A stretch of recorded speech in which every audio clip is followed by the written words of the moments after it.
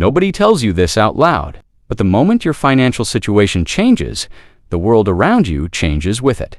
Not dramatically, not all at once, but in the small daily interactions that make up a human life, something shifts. The way people speak to you, the way institutions respond to you, the way doors open or do not open, the level of patience extended to you when something goes wrong. Most people sense this, but never say it clearly, because talking about it feels uncomfortable. It touches something we prefer to believe is not true about the society we live in. But it is true. And understanding it is not about bitterness or resentment. It is about seeing the world accurately. Because when you see it clearly, you make different decisions. Better ones. This is the honest, uncomfortable, and ultimately clarifying story of how the world treats people at every level of wealth. From $0 to $10 million, start at the bottom, not rock bottom in a dramatic sense. Just the ordinary experience of having very little money and trying to navigate daily life. At this level, almost everything costs more than it should. Not in price tags, but in the total cost of being poor that most comfortable people never have to calculate. You cannot buy in bulk because you do not have the cash to front the larger purchase. So you buy small quantities at higher per unit prices. You cannot take the car in for a small repair because there is no room in the budget. So the small repair becomes a large one over time. You cannot shop around for the best insurance rate or the best bank account because your bet options are limited by your credit history and your income documentation. There is a concept called the poverty premium.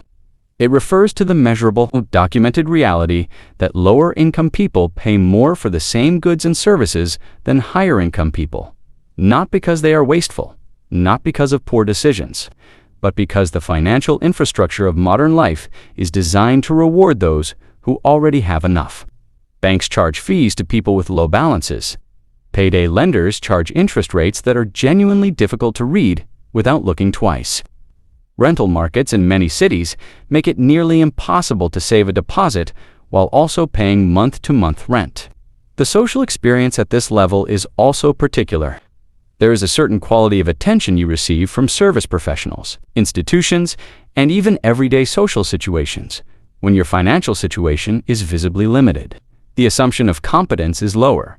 The patience extended is shorter. The benefit of the doubt arrives less quickly. None of this is announced. It is simply the ambient texture of life at the low end of the wealth spectrum. Move up into what most people call the working level. Income is coming in. Bills are mostly covered. There may even be a small amount left over at the end of the month. This level carries its own particular psychological weight. The income is real, but the security is fragile. One unexpected medical bill, one job loss, one major car repair can erase months of careful management in a single week. At this level, the financial system begins to extend slightly more courtesy. A bank account without fees, a credit card with modest limits, access to basic financial products, but the social treatment is still quietly shaped by numbers. When something goes wrong with a service, a purchase, a professional interaction, the response you receive is calibrated to how much leverage you appear to have. Without significant money behind you, the leverage is limited. You can complain. You can leave.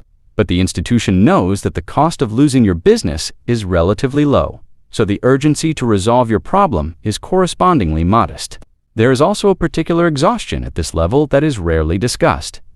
The mental load of managing scarcity, the constant background calculation of what can and cannot be afforded. Research in behavioral economics has shown that this cognitive burden is real and measurable. It occupies mental bandwidth that higher-income people can direct toward other things: planning, creativity, long-term thinking. The working-level person is not less intelligent or less capable. They are simply carrying a weight that consumes attention that would otherwise be available for exactly the kind of thinking that could improve their situation. Now enter the middle class. And this is where the story becomes perhaps the most psychologically interesting of all the levels. At the middle class level, life looks comfortable from the outside. The home is decent, the car is reliable, the vacations happen, the children are in reasonable schools, the financial anxiety is present but not acute. But the middle class occupies a very specific and somewhat uncomfortable position in the social and financial architecture. They are wealthy enough to have something to lose, which creates a particular form of anxiety. They are not wealthy enough to have real financial security, which creates a different form of anxiety. And they exist in a consumer culture that is almost entirely designed to extract money from them. The advertising ecosystem targets the middle class with enormous precision. The aspirational marketing that promotes the next upgrade, the newer model, the better experience, is calibrated almost perfectly for someone who has enough to spend, but not enough to ignore the appeal. The social treatment at the middle class level is noticeably more comfortable than below it. Institutions treat you with more respect. Professionals take your questions more seriously. The basic dignity of financial interactions improves significantly. But there is a subtle ceiling. The genuinely premium services, the access to certain financial products, the professional networks that operate at higher levels, these remain just out of reach, not dramatically, just enough to be felt, cross into upper middle class territory, perhaps household income in the higher ranges. Meaningful savings, some investment assets, real financial breathing room for the first time. The shift in social treatment at this level is noticeable, not just in institutions but in interpersonal dynamics. People listen more carefully in professional settings. Your opinion carries more assumed authority. When something goes wrong, the resolution tends to arrive faster. There is also access here that simply did not exist at lower levels. Access to better financial advice, access to tax strategies that are legal, available, and quietly beneficial. Access to professional networks where opportunities circulate differently than they do in general public life. This is also the level where the relationship between money and time begins to shift in a meaningful way. The ability to outsource tasks, to pay for convenience, to buy back hours that would otherwise be spent on logistics becomes available.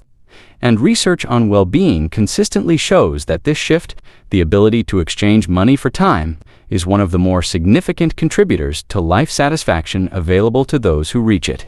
Now enter true high net worth territory, multiple millions, the kind of wealth where the principle itself generates enough return to be meaningful without working.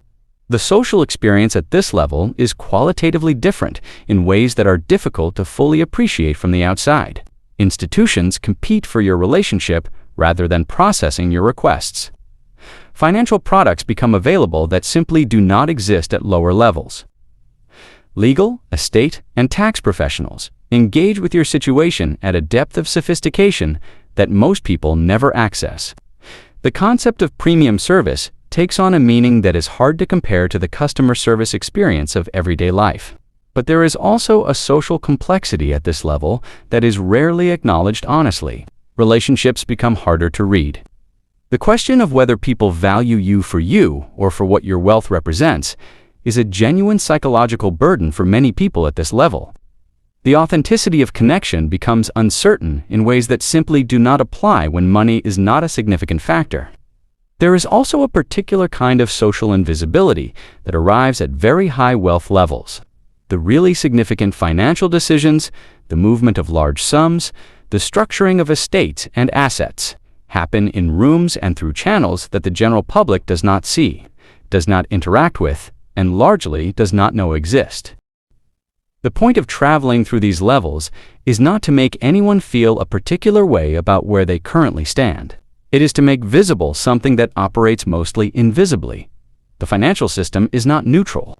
The social experience of money is not imagined.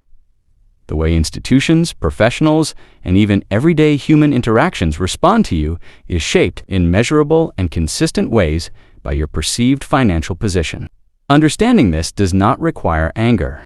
It requires clarity, because the person who understands the system they are operating inside of, who sees the invisible rules rather than simply living inside them without examination, is in a fundamentally better position to navigate it thoughtfully. Wealth changes how the world treats you. That is simply true. What you do with that understanding is the part that belongs entirely to you.